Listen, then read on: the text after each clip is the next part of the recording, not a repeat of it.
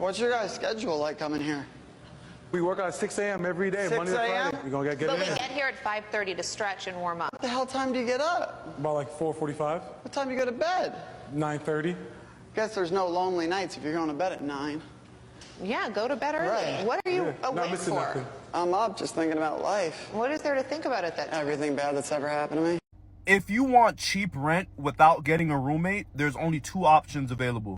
So for your first option, if you want a cheap apartment, is you have to move to far, far away land. You have to move to a small ass town where everybody goes to Walmart for fun.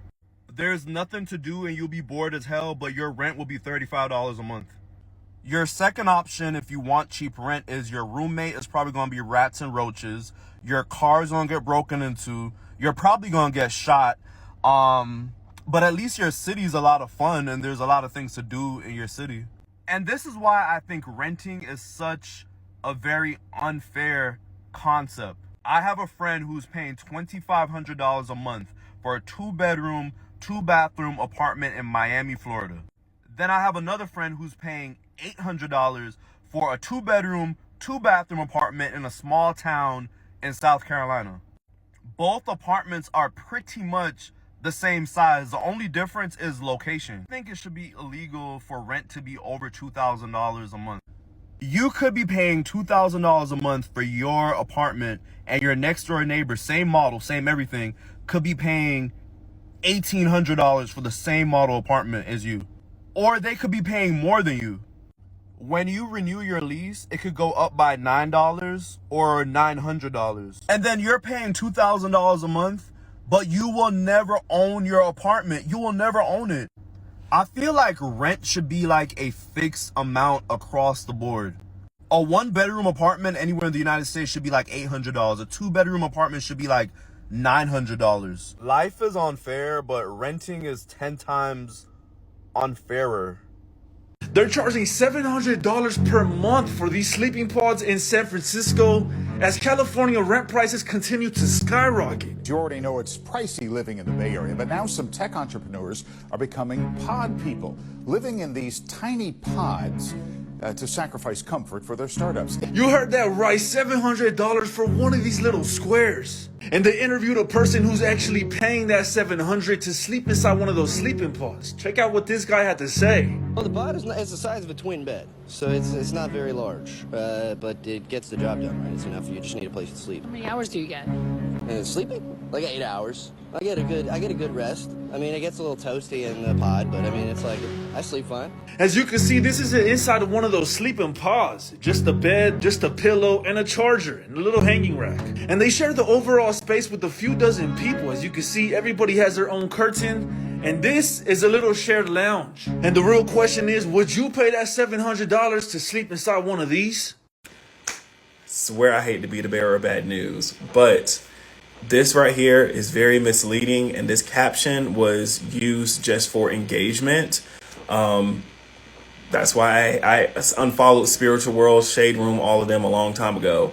So I looked into the bill and I actually read it. It's talking about security deposits. So apartment complexes can no longer ask for 3 months, or even landlords in general can no longer ask for 3 times the rent as a security deposit. It can't exceed more than 2 months now. Everyone in the comments, everyone and their mama have been tagging me in this, talking about, oh, you no longer need 3 times the rent to qualify for this apartment or this house. It's not the case, y'all. It's talking about deposits, security deposits.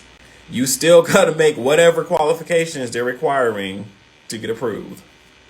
Either the rent too high, or you can afford the rent, but they still expect for your check to be 3 times that amount. When it comes to wrapping our heads around the ongoing housing crisis in this country, you got to recognize how history plays into that a whole lot. Black and Hispanic renters experience discrimination in almost every major American city.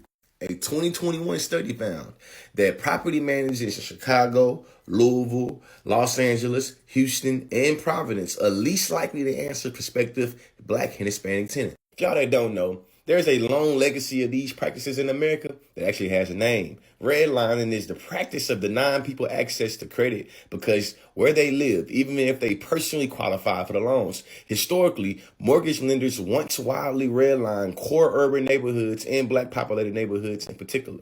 Other modern day effects of redlining include increased diabetes, hypertension, and early mortality due to heart disease. Housing discrimination is crazy. The housing crisis and lack thereof in this country is crazy. Sign your name today to stand in solidarity.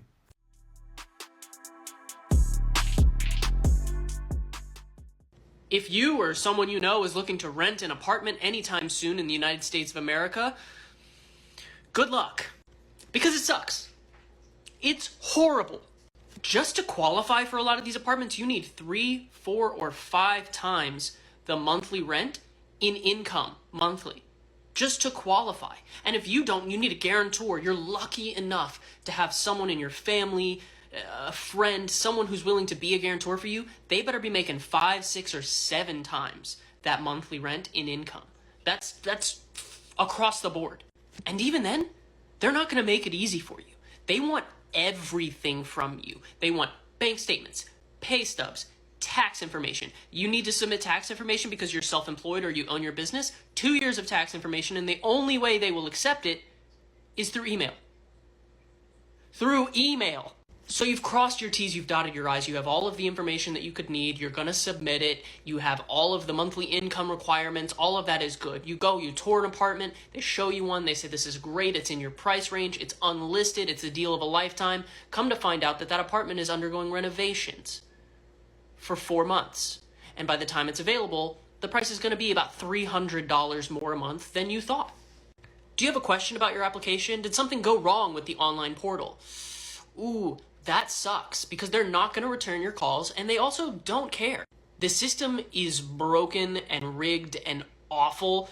I can't understand how anybody actually gets an apartment these days, especially anyone who makes, I don't know, a normal service industry income. You're never living alone in your entire life. It's never going to happen. You can't afford to. It's not possible. You don't qualify for a place if you're just trying to get by yourself. It's unbelievable how rigged it is. It's awful. So I just got denied for an apartment. I have to move out of my beautiful, big ass, 2-bedroom apartment with a foyer and a separate kitchen and windows in every room. We're not going to talk about it. Just got denied for an apartment because with me and my friend who are going to be moving in together, her credit score is not high enough for us to qualify together, but my income is not high enough for me to qualify on my own. Although I have a 740 credit score, I have savings, and I make 30 times the rent. But because I don't make 40 times the rent on my own, although we make more than 40 times the rent together, we don't qualify. We don't deserve to have a home according to New York City real estate.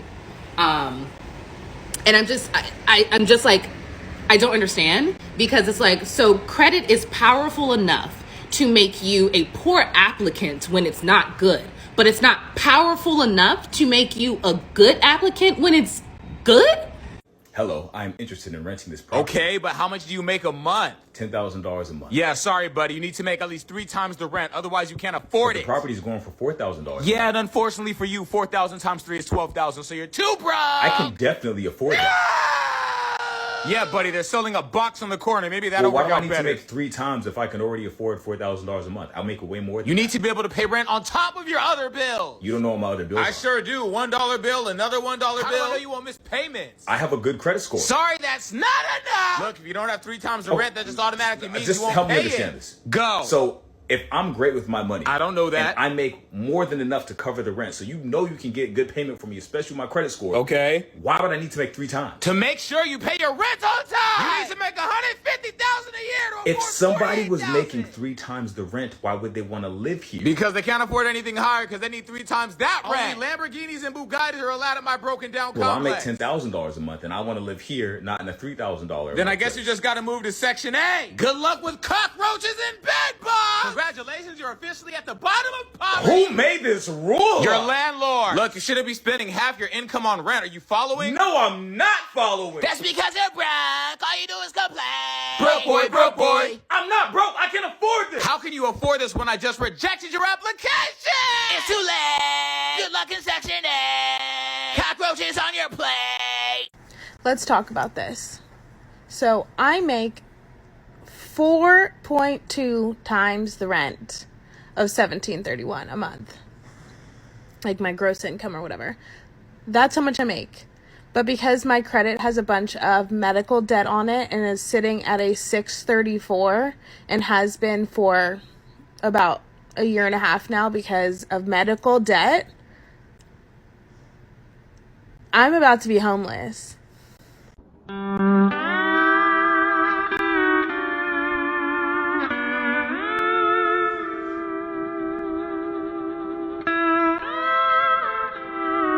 It's unfortunate that wages have not and will not ever keep up with inflation, and the average American will just continue to go through hell. 2021 apartment cost $1,680, 2023 costs $2,319, same apartment. That's a 40% increase. Just like you said, it has nothing to do with budgeting. Shit is just getting more expensive. You have to be a very dense individual just to tell people, oh, you got to save more. I mean, the only thing you can do is try to make more money. Side hustle your way to death. People say, oh, buy a house, stop renting. Same house 2 years ago is 2x the price now. Same fucking house. Maybe a granite countertop. The same thing's happening in Canada. If your development was built after 2018, they can they can charge whatever they want. Rent's $2,000. Next month I wanted $4,000. And shit is just getting out of hand. Something is going to pop. Some sort of, I don't know when it's gonna happen, but it has to happen soon because everything is just getting way too expensive.